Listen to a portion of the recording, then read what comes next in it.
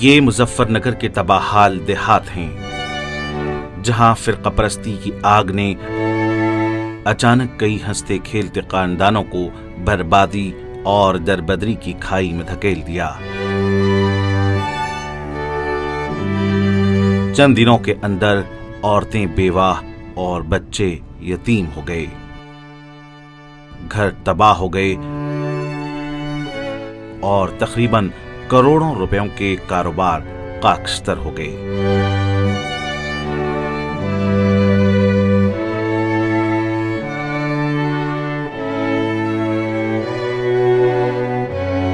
خلق خدا کی خدمت کو اسلام کی تعلیمات میں نمایاں مقام حاصل ہے۔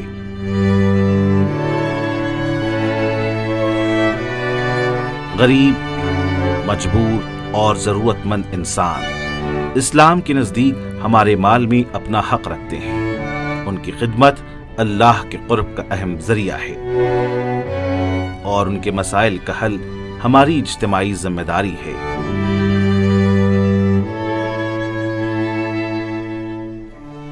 آفات و حادثات کے موقع پر ریلیف و بازآباد کاری کا کام جماعت کا اہم اور نمایاں کام ہے، اور اپنے قیام کی اول روز سے ہی جماعت پورے ملک میں اس میدان میں اپنی خدمات کے لیے جانی جاتی ہے۔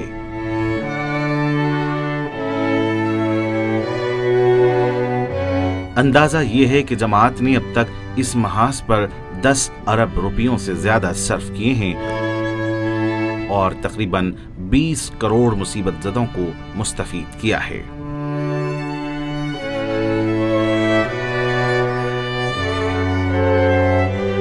مظفر نگر کی تباہ حال خاندانوں کی مدد اور بازآباد کاری کے لیے بھی جماعت سرگرم رہی ہے۔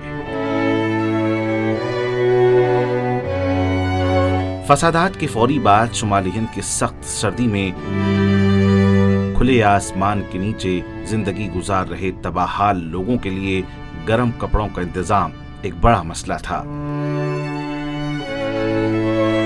جماعت نے اس مسئلے پر فوری توجہ دی۔ 2500 لحاف اور 4000 بلینکٹس تقسیم کیے گئے۔ بچوں کے لیے 500 گرم کپڑوں کے جوڑے بھی مہیا کرائے گئے اور فوری امداد کے طور پر غذائی اجناس کی 10,000 کٹس بھی تقسیم کی گئیں۔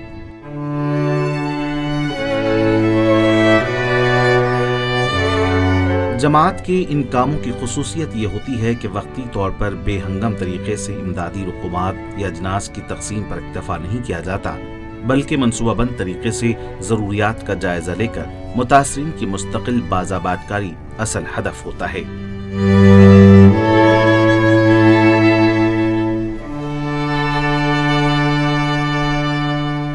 مظفر نگر میں سروے کرنے کے بعد محسوس کیا گیا کہ ایک بڑا مسئلہ تباہ حال گھروں کی تعمیر نو اور انہیں رہنے کے لائق بنانا یا متبادل بستیوں میں گھر تعمیر کر کے دینا ہے۔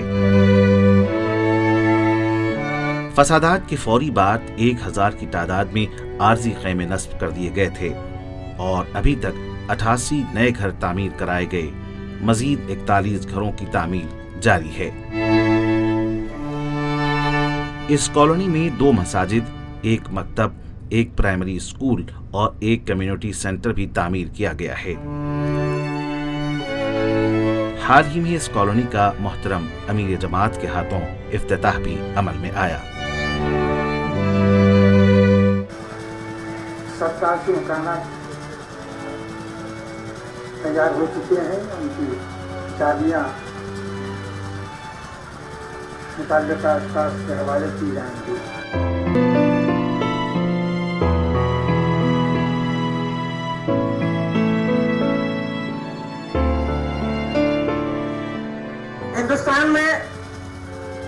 ہندوستان کے ہر شہری کو یہاں کے کانسٹیٹیوشن نے، یہاں کے دستور نے آزاد زندگی جینے کا حق دیا ہے، اور یہی کوشش مسلسل ہم لوگ کرتے رہے۔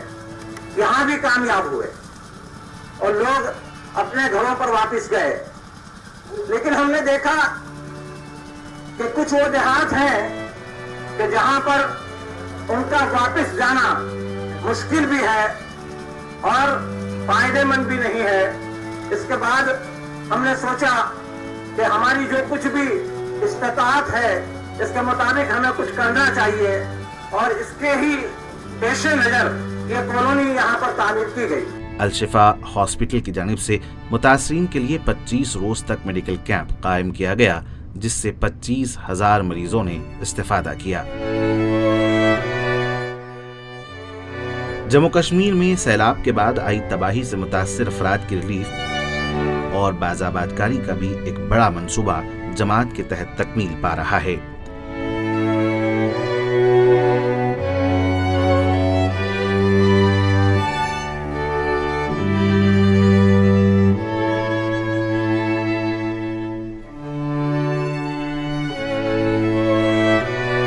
سیلاب کے فوری بعد یہاں بھی اصل مسئلہ سخت سردی سے بچاؤ کا مسئلہ تھا.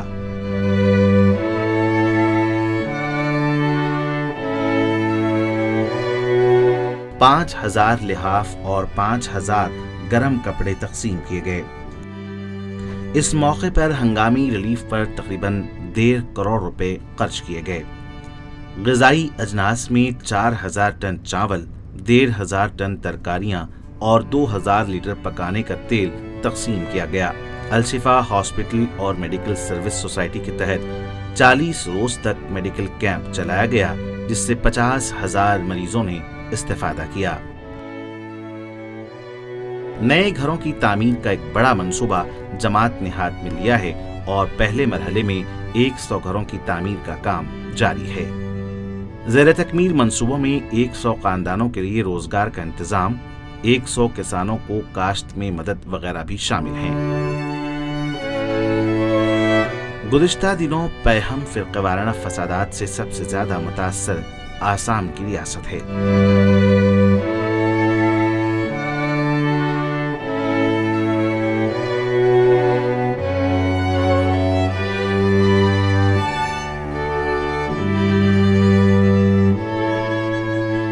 یہاں فسادات کے فوری بعد 167 عارضی کیمپ قائم کیے گئے تھے. 375 نئے گھر تعمیر کرائے گئے. ان میں 15 وہ گھر بھی شامل ہیں جو بوڈو قبائل کے متاثرین کے لیے تعمیر کرائے گئے.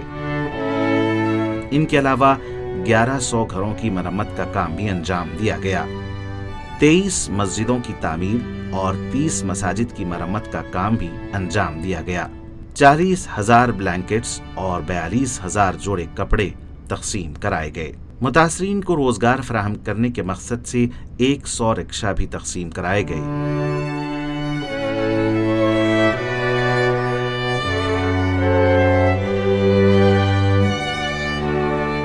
اس علاقے میں اکثر لوگ زراعت پیشہ ہیں.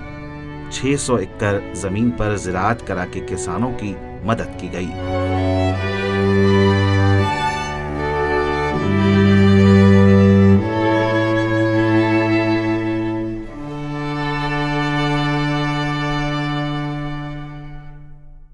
پانی کے 2,000 پمپ لگائے گئے. 4 پلوں اور 3 راستوں کو مرمت کر کے معاشی سرگرمی بحال کرائی گئی.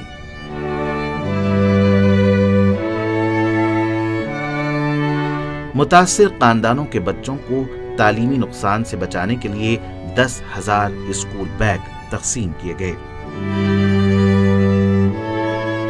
جیلوں میں بند 200 افراد کے خاندانوں کو شعبے کی جانب سے مستقل ماہانہ تعاون فراہم کیا جاتا ہے. 75 کیسوں میں قانونی چارہ جوئی کے لیے وکلاء کا انتظام کیا گیا اور ان کی فیس ادا کی جا رہی ہے، جس پر ماہانہ 2.5 لاکھ روپے خرچ ہو رہے ہیں. ریلیف اور بازآباد کاری اور مظلومین کی دادرسی میں مدد کے علاوہ فسادات کے بعد ایک اہم کام فسادات کی تحقیقات میں تعاون اور اس کے لیے حقائق اور شواہد کی دستیابی کا کام تھا. شعبے نے اس کام میں بھی دلچسپی لی اور حقائق کی تحقیق کے لیے فیکٹ فائنڈنگ کمیٹی قائم کی گئی. اس کے علاوہ غریب بچیوں کی شادیاں،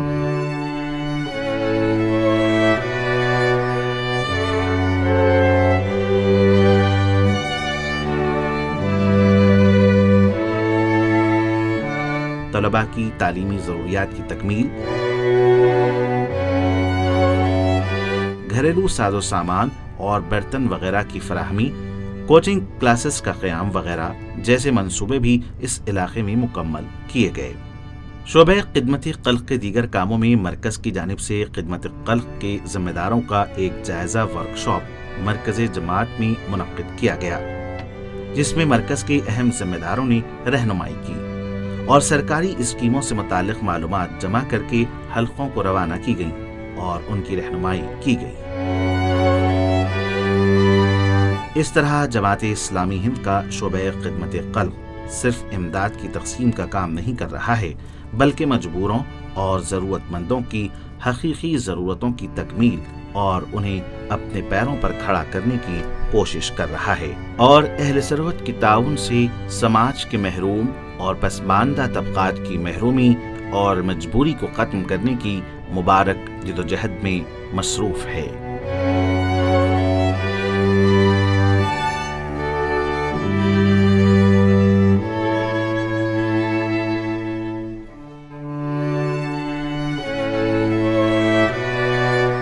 آئیے ہم سب اس مبارک جدوجہد کا حصہ بنیں۔